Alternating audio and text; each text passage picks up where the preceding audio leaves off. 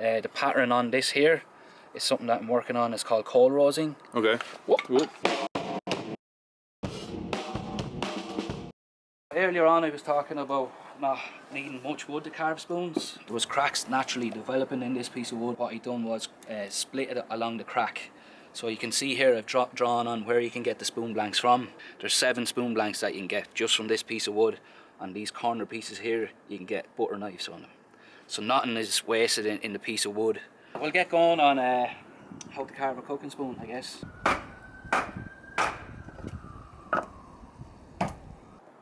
So you're a spoon carver and recently wood turning. What do you think is the most underrated tool or piece of equipment for either of those? It's hard to say with spoon carving because there's only 3 tools and you need them 3 tools to make the spoon. Anything outside of that is like an extra. Of those 3 tools, can you get away with the cheap one or does it really make a difference to get the expensive? Definitely when you're starting off first, to find your feet and to see what kind of stuff that you like within the spoon carving craft. You can definitely get away on a budget. A basic knife, a basic hook knife and an axe if it's sharpened correctly. There's no reason why you can't carve lots of spoons, like, you know. If you had a basic axe, a basic hook knife and a basic straight knife and you had to upgrade one of them, which one do you think you'd pick? Probably the hook knife. Probably the hook knife? Yeah, it's a speciality thing. With the axe, a camping axe has a good steel in it, so it can be sharpened whatever way you want to manipulate it, whatever type of edge on it. The straight knife as well, you can get away with carving spoons with basic pen knives. I've seen guys carving them with big camping knives, like bushcraft knives. Yeah. But you can totally get away with a carving kit for like €70. Most expensive thing would be your hook knife. Standard one is like €30. What's the most recent tool you bought? The hook knife from Eamon O'Sullivan. This is the prototype? This is the prototype. Again, relatively cheap as well for the quality of tool that it is. €50. Is that it? Yeah. Like in my head, 50 quid is like entry. Like, well, he said he wanted to make a tool that was better than your entry level tool, but not so expensive that you can't get. A lot of the tool makers within spoon carving only make the stuff in batches, so you might get a spoon carver that will make 5 of these and then he won't make them again for another 5 months. He might charge €130. So this is called a hollow grind. So your sharpening edge will only hit these 2 rails here. Right. And the hollow it won't hit. So it'll allow for quicker sharpening, less metal to take off. Right. It's a very, very shallow concave. Okay. It helps a lot. And you probably only get these on like artisan spoon knives. It's an apple handle on it, so it's a hardwood and it feels really nice to use. More so than any other tool I have. It's my go-to tool because of that. I'm surprised how nice it feels given the sharp edges. So if you look in your hand is like a facet. Yeah. So there's one facet there, one there, one there, one there. Okay, yeah. So your hand fits into that perfect. You're saying that's a prototype. Has he come out with the finished? I don't think he has yet. Not yet. I think you mentioned this earlier on, but what's your favourite tool? For carving spoons, definitely the axe. So this is the Robin Wood spoon carving axe. Wood Tools is the name of the company. It's an English company. €50. They're a step up from like your basic camping axe that you buy in a shop or whatever. So if you're getting a bit more into spoon carving, you'd probably go for something like this. The balance of it, the weight of it, you don't get fatigued using it. It keeps the edge for quite a long time. It's easy to sharpen, and I just use this for carving spoons. I've always thought about upgrading the axe, getting a more swankier axe. Then I just think like this one does what I want to do. I like using it. It's my favourite. It's still my favourite tool. The lines in it, are they the rings of the tree? And they just haven't sanded it smooth. That's lovely.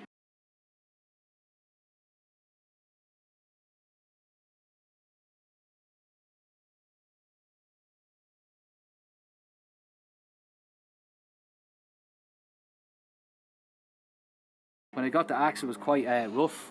Right. But it's nicer like that because it's more grip. I can show you a cheaper axe that I use for my spoon carving classes. So this is a Bahco camping axe. You can buy these axes for cheap. I got these in Poland for €10, €12. Buy them in Ireland, they're about €25, €30. But what I've done is reground it on the Tormek machine inside, put a 30-degree bevel on it, and it's as good as this. The handle is a wee bit longer, and it's a bit heavier. The head on the Robin Wood axe it's quite standard. It's just what he's done to it.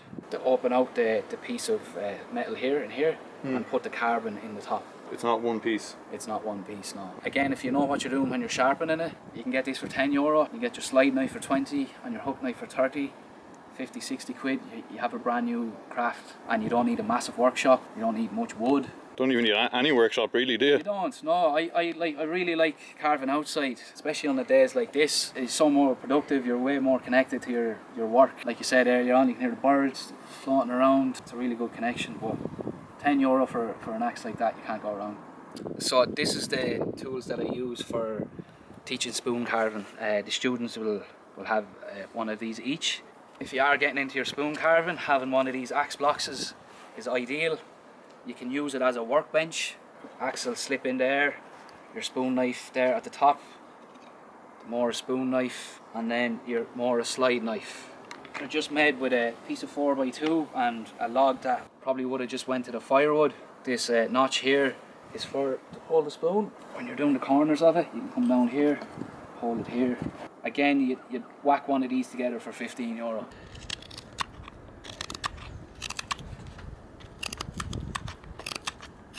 So that's the basic carving kit that you need.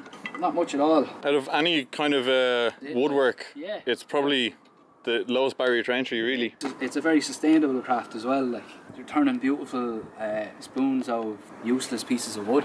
You know, a piece of wood this size, definitely throw it in the fire. Whereas you can get like little scoops or little smaller spoons out of small pieces of wood. Really satisfying sound.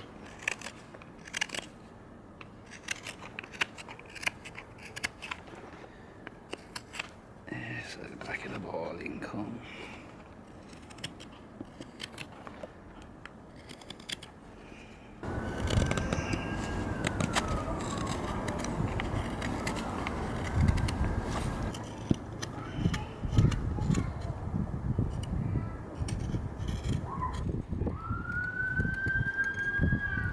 If your knife's sharp, you should be able to go In one go. all the way.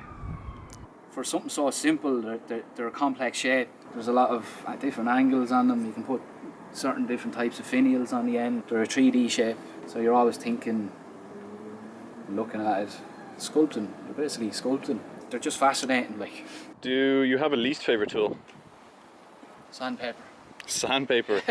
That's a good answer. I hate sandpaper. With the spoons, I don't use sandpaper at all. There's no way around it with the lathe. Yeah, or unfortunately. At least I haven't found a way anyway. It's always my least favourite job to do. It's always the last job that I leave to do as well. Yeah. It always takes the longest. There's mess everywhere. I have to be masked up. It's just a messy job that I'd rather not do. So Yeah. I'm trying to perfect my ball turning techniques, that I'm cutting down as much sanding Yeah. I have been, like, you know. I think I'd be making more balls if it wasn't sand.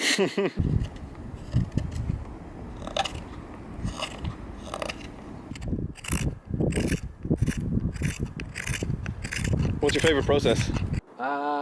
With spoon carving, it's definitely taking it from the blank and rough shaping it into something that looks like a spoon. With the axe? With the axe. That initial step? So it's the initial step. Something like this, if you had your spoon blank drawn on it, just because you can be a bit careless with your axe work, not as finicky, you're not bent over in yourself, it's a bit more freer.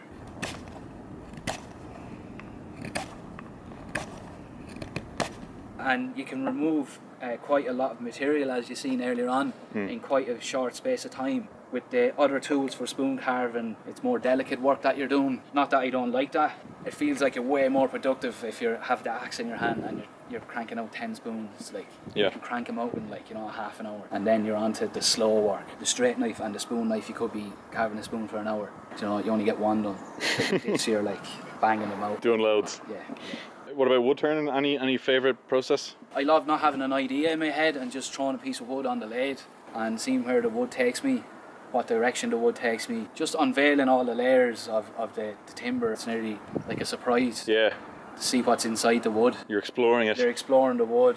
But definitely turning green wood is a lot of fun. Yeah. And you can get the big long shavings coming out. Oh yeah. Like butter. Yeah. When I was designing the shed, I actually made the 2 windows on it to open out. It's an indoor-outdoor workspace. So when you're turning wet wood, you can open the windows and just let the shavings fly out. It cost me about €200 to make. The only thing I bought was the plastic and the sheets of OSB. Again, it's not ideal, but it does the job. I don't need to leave my house. I don't need to spend lots of money on renting a place. It gives me my fix for creating things, like, and I feel so privileged to have something like this especially living in the city centre. So you're talking about a few failures there, going through the bottom of bowls and whatever. Yeah. Do you have a particular favourite failure or mistake you've ever made? Or has a failure ever turned into something kind of cool? Or I guess, like I was saying with yourself, I have about 10 balls with holes in there. These are all the balls with holes in them. oh, the bowl with hole club. I have a stack of them there somewhere. I don't know where they are, but every piece of wood, I see value in it, and it's always precious to me. And I don't like throwing pieces of wood away. You'll see as well, spoons that didn't work out, I just stick them in my garden. Yeah. And there's I've hundreds of broken spoons in my garden. They're decomposing, so I find it hard to part with pieces of wood. But you can definitely learn from them. I've definitely cut balls in half, how thickness the wall is and the consistency of it. After you've already gone through it, just After to see I've already gone how through was the rest of it. Exactly. And I guess any failure you can learn something from any type of failure, And that blue bowl you were showing us, did you only do that because you'd gone through the bottom of it? I did have this bowl finished, and it was just a wooden bowl. Then as it dried out a little bit, the knot fell out in the bottom of the bowl, so it became a bowl with a hole. And I wasn't too precious about it. When it's at that stage, I like to experiment with it. I'm into painting things, and it's not a perfect bowl anymore. Let's try and make it something cool out of it, Painted the inside black, which just highlights the inside of the bowl. It's more depth to the bowl, and then a blue rim just to highlight that there. Again, I just masked up the side there and just had a bit of fun with spray paint, spraying the side of it. This is a perfect example of something going wrong and then it turning into something different, but still quite beautiful at the same time. Definitely. I've learned spoon carving through a couple of books, one by Bren the Spoon. He had a book called Spun, and it's basically all his designs and techniques and tutorials how to make spoons. There's a guy on YouTube called Zed Outdoors. He'd be kind of the main guy for traditional crafts, especially within the spoon carving community, putting spoon carving tutorials up, and they're really in depth, so you can learn a lot from them. I suppose if you're to start off now, I know of a couple of spoon carvers in Ireland. I know Eamon and Muck, he does spoon carving classes as well. A couple of other people, Dee Synnott, Tadhg from Cork. They all do different types of spoon carving or butter knife carving, so it's definitely more popular now, and it'll be definitely easier to learn about these crafts and techniques and where to source the tools. So this is Cherry. Cherry from the Royal Canal. From the Royal Canal. Yeah. A few miles away. If you couldn't carve spoons or turn wood, what creative makery thing would you do? It'd be definitely something with my hands. Years ago there was a joke like that. I was like, I want to get into pottery. Then when I looked at pottery, it's like, you need a kiln and you need that. And then that just got put on the back burner. I was always fascinated by the shape of things, just the form of how things looked. They're really aesthetic to my eyes. So something with form in it. Something with form and shape in it as well. Something that I didn't need a big operation to run. I have the lathe now, but that just happened over time, and I guess it was a natural progression from spoon carving to make a bowl. Lots of people that I sell the spoons to was like, would you not make a bowl? Over a long time of hearing people ask me, would you not make a bowl? Eventually you did. I made a bowl. Yeah. So I know you do the market in Temple Bar, is that right? Yeah, so I do a couple of markets around Dublin City. Again, it's very seasonal. They work well at certain times of the year. Other times you feel like you're pissing in the wind. When's best time of year? I guess Christmas, that's when a lot of makers would, it's pretty obvious. But at certain types of time of the year, like in the summertime, there might be festivals on or different types of specific craft markets that you can fit in. And it's just great to meet other people that make stuff. It's more encouragement to yourself to get out and sell. One of the hardest things I find is having confidence in my work to sell it. And that just comes over time that you get, and you just get over that little hump. It's great to get out and meet other different types of craft people. You buzz off them, you get different ideas, they tell you about different markets. What percent do you think of your sales are through markets versus online? So the markets are only a new thing for me, but in the last couple of weeks I've sold more through markets than I have online. Okay. And it's been way more easier, and I just like that direct selling. Having the chit chat. Yeah, and as well, just for myself, I know when I'm buying things, I just like to buy it straight there and then, as opposed to waiting around a week for it, or waiting for this or waiting for that. I kind of like handing someone money and just getting something from it straight away. So yeah, I'd have to say the markets have been really good the last while. Okay, nice. There's way more markets in Ireland that are more cater toward what I do, traditional craft markets. I don't have transport and I don't drive, so Oh, these are yeah. the markets that I have to do. There's lots of craft markets up and down the country. But you can't get to them. Can't get to them. Hmm. I've applied for my driving license. Theory test on the 15th of August. Best of luck. So this is called a draw knife. Yeah. So you pull it towards you. Yeah. This one here is called a push knife. It's really good to get in and around the neck of the spoon here. If you're carving many spoons, these are ideal. Just another little tool that you can get to make the process a bit more nicer. Removing stock like that, and then the other one will be coming back this way. You can use this both ways. Yeah. Carving spoons. I'd probably pick this one over the draw knife to carve a spoon. Would you? Yeah, just because you can get more into corners of things. Yeah, we'll go down to my wee workshop. So as you can see here as well, I kind of grow all my own vegetables as well. So I like marrying my woodwork with food that I eat as well. Like, as you can see, my spuds are nearly coming in the door.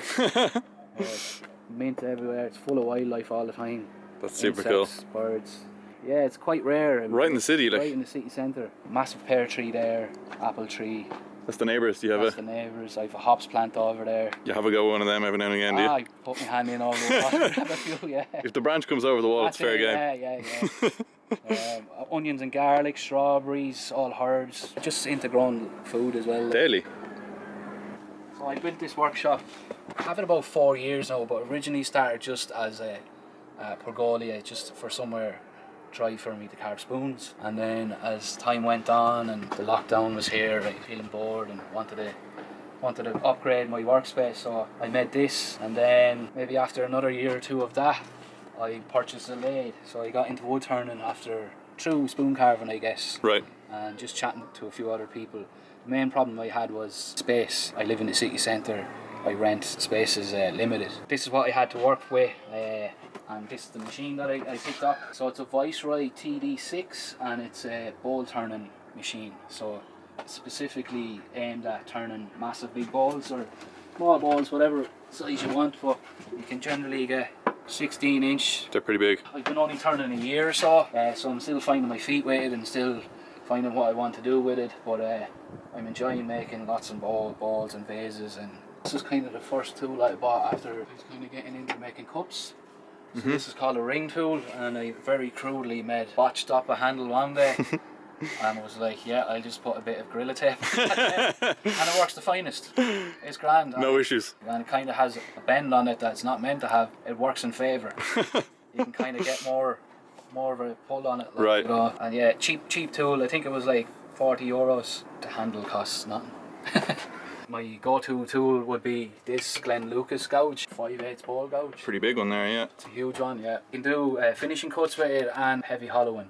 And it's by an Irish wood turner called Glen Lucas. Tourmaker are like the most common used machine for wood turning, I guess. They're a slow grind, which means you're not removing too much metal off your tools. Yeah. So you'll have your tools for longer. I think it's about like heat management as well, isn't it? As well, yeah. Want to keep You the want to keep it cool. temper or whatever's on it. Yeah. What's the rough cost, do you think, of this entire setup? Or I got the sharpening wheel with the lathe. Minus that, I reckon like €600-700. Yeah, it's expensive, like. And how much is the machines, do you know? I think you'd be able to pick up one of these second hand like 200. Right. Or something. So I only have one workbench. Again, like everything in the shed or anything I built, it's all reclaimed or recycled. So this is out of the old Burner Shop pub. Oh, no way. That's about, 5 minutes across the road here. Yeah. This is out in the smoking area for about 12 years. You can probably see a lot of graffiti on it and Yeah. bits and bobs. But I managed to salvage it. But I cut it down to fit the shed. And in the winter time I take the axe block and stick it in this place here so I can carve spoons inside. Pattern on this here is something that I'm working on. It's called coal rosing. Okay. Cool. You're basically tattooing the wood. Right. A technique called coal rosing. So basically you draw your design on your wood. You can draw like a basket weave, a character, your maker's mark or whatever. Then you go around all of the outline with the tip of the knife, and that opens up the pores in the wood. And then you come back with a coffee or cinnamon or something to highlight this. Pour oil on your spoon and you put the coffee on it and you rub it into the the marks that you're after making on your spoon, and then you rub off all of that, and the coffee is stuck in these indentations. Okay. And then you do another technique called burnishing, where you take the back of your knife and you basically rubbing the pores back down into the wood. That seals all of the fibres Back in. so they're not split up. That's very cool. I've never heard of that. Really cool technique. After a while I developed my maker's mark, very small there. Oh yeah. But on all the spoons that I finish, Yeah. this is the maker's mark, and it's done with that cold roasting technique. And the paint used on this is the milk paint. Okay. And you can see that it wears it in high spots. It has that old look to it, old classic look. It will evolve. Exactly. With age. It's natural pigments mixed with milk calcium. Okay. And this is how it looks. Okay, so it's like a powder. It's like a powder, and then a spoonful of it into a little pot, an egg cup with 2 spoons of water. Leave it set for 5 minutes or so. Leave it go a bit hard, or not hard, but like more consistent in it. Right. And then you add it to your item that you've made. Like, it's made by an Irish company. You can see some of the. Nice. That's a favourite blue of mine. As well as something I like to play around with, as well as ink. It's just all an experiment, like, you know, just mucking around with different techniques. I just seen it in the shop one day and thought, like, yeah. What can I do with that? What can I do with that? So I've done a couple of spoons with it, and it looks like a marble effect on the handle of the spoon. Okay. It's pretty cool. And then you oil it over, and that'll save the ink from running out of the spoon. Right. Just for the novelty of it, it looks cool, and yeah. It's just another technique, I guess. Yeah. Like, you know. This is a new finish that I've been trying out the last while. Yep. It's from Deadly Buzz Organics. She's an Irish maker. It smells funky and it looks great on the spoon. Something like this, you just dip your hand in it and you just apply it on. Is that food safe? Food safe as well, yeah. It's kind of the last part of carving a spoon, the last time you touch it. Yeah. I was mad into gardening, and from gardening then I made a spoon. The spoon, I made the bowl. Right. One thing leads to another. Like, what's going to be next? I don't know, like a few chickens or something. All right, well, I think that's it, Bren. Yeah, happy days. Thanks a mil for coming out and checking out my small workspace. Yeah, thanks a mil for having us. Just goes to show it doesn't matter what you have, but absolutely. Super small little setup. Half of it's in the bloody garden. Half it's in the garden. I'm in the city centre here. You can hear the sirens going off, and I guess that's what everything is here. It's just a necessity to create something, like, you know. And you can put them in here. Well, everybody go check out Bren's Instagram page, Spúnóg. I'll put links in the description. If you want to go learn how to carve spoons, get onto him. Go check him out at the market down in Temple Bar, and then up around Christmas, hopefully you'll be at a few more around the place. At Christmas, hopefully, yeah. So even if you're not coming to buy anything, just swing past and say hello. You might be there carving away at something anyway as well. You might find me carving a spoon there as well. Or great stuff. Yeah, thanks for having me. Cheers, Bren. Cheers, Sean. Another funny thing that I found as well with turning wood is my socks. Oh, yeah? Every pair of socks I own is full of sawdust. Oh, yeah. It gets everywhere. Yeah. It's like it's in my bed now and everything.